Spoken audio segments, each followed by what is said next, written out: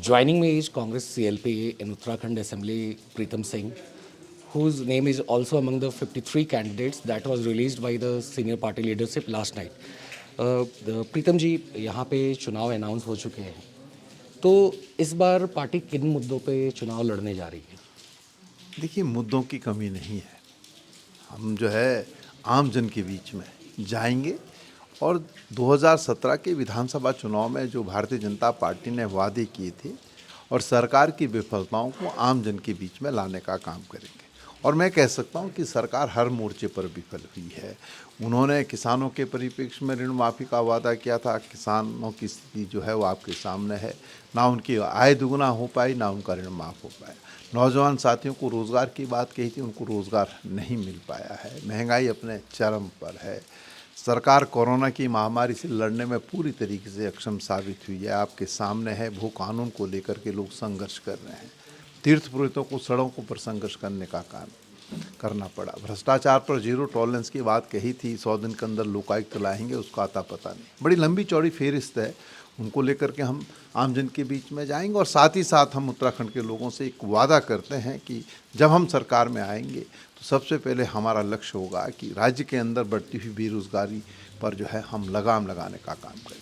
हम कोशिश करेंगे कि महंगाई पर राज्य सरकार जो हर स्तर पर कार्य कर सकती है उसको करने का काम हम करेंगे और भ्रष्टाचार मुक्त सरकार हम इस राज्य को देने का काम करेंगे। कांग्रेस के प्रत्याशियों की सूची आई है, उसमें आपका नाम भी है।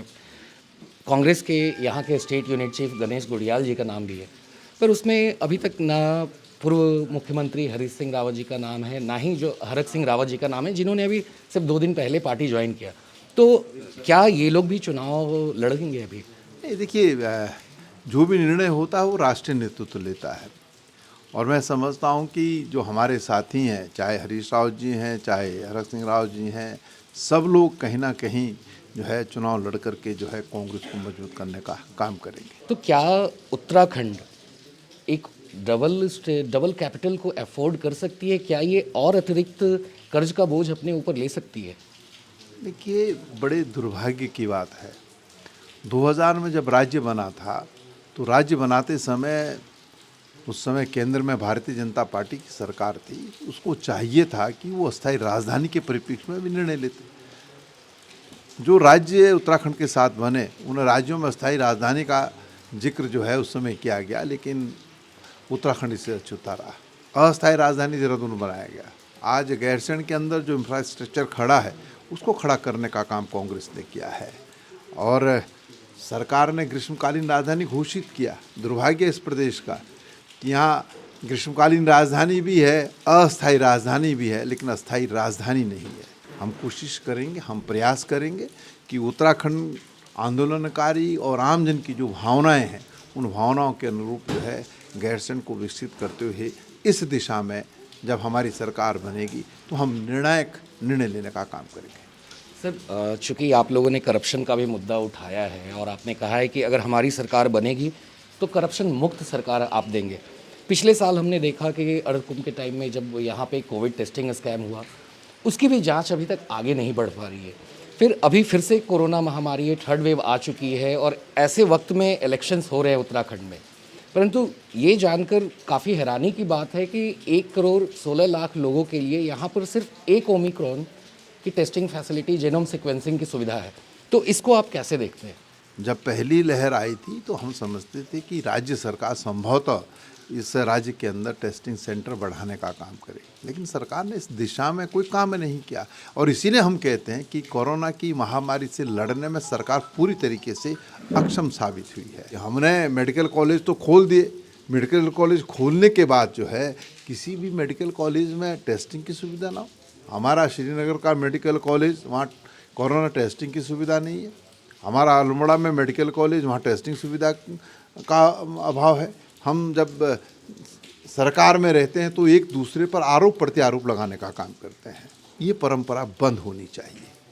जो भ्रष्टाचार में लिप्त हैं आप उनके खिलाफ कार्रवाई करिए, लेकिन अनर्गल आरोप जो है कदापि उचित नहीं। इसीलिए मैंने कहा कि हम 2022 में भ्रष्टाचार मुक्त और लोकायुक्त युक्त सरकार देने का काम करें। 2008 से 18 तक 5,02,000 लोगों का पलायन हुआ है इस राज्य से।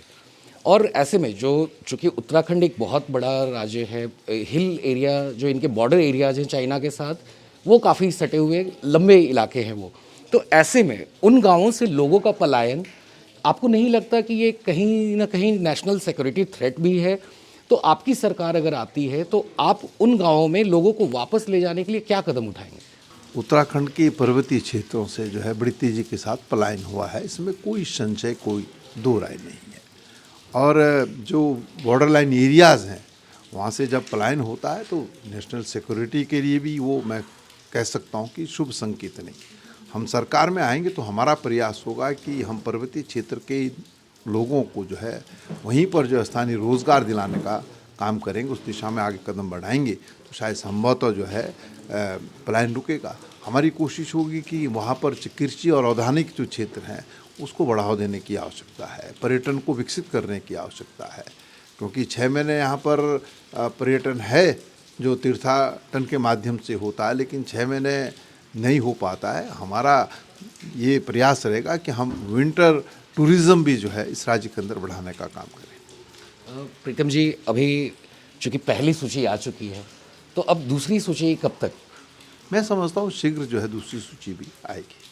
और क्या कोई अभी भी विरोध के सुर हैं पार्टी में या सारा कुछ अब शांत हो चुका है? नहीं, देखिए, जब हम टिकट वितरण की बात करते हैं तो एक सीट पर कई साथी जो है टिकट मांगते हैं और हर साथी मौजूद होता है, सबको टिकट दे पाना संभव नहीं हो पाता है।